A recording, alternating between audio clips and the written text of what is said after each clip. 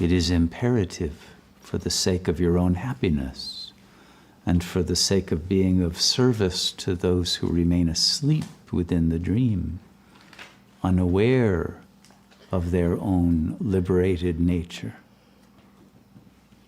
to awaken them simply through being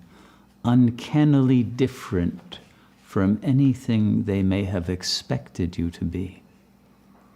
based on some past history of interaction. Because you are no longer identified with that character from the past, you are now able to act with indeterminacy in a way that is uncaused by any of the forces within the dream. And thus you can bring to bear a level of consciousness, empowerment, and wisdom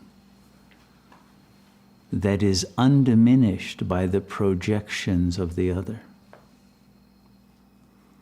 untouched, unaffected by how others are reacting to the character that you seem to be playing in the dream. It becomes irrelevant. But the dream itself becomes your work of art, which can be subtly shifted every time you respond with freedom, with love, with peace and serenity, when the other would expect you to be upset or agitated or submissive or in some way reactive to the provocations of an ego, making demands or feeling neediness or feeling desire, but are able to remain unmoved in stillness that radiates power and compassion, that offers light, and that offers the gift of freedom to every being to awaken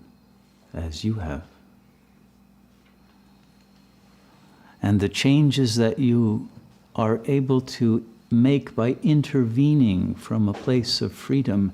even in some micro interaction of seemingly small importance, cascades outward. Because everyone affected by some uncanny event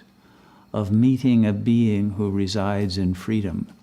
produces a response of freedom within them that then cascades out in their next interaction and changes in an uncanny way the trajectory of destiny that has now had an added point of energy and love and truth that had not existed in the dream before, that suddenly explodes all the chains of cause and effect and allows that instant of freedom to augment and grow and expand until the potential of freedom to break every chain of past causality, of suffering because of one's belief in causality, enables the unraveling of all the karmic knots that tie this dream together in its deadlock of inevitability heading toward catastrophe,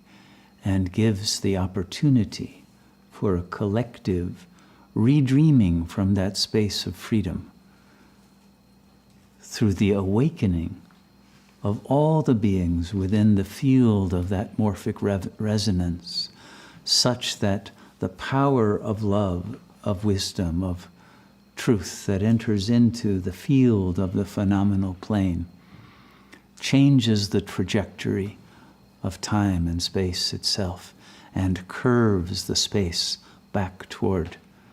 a new age of love, of light, an age of truth.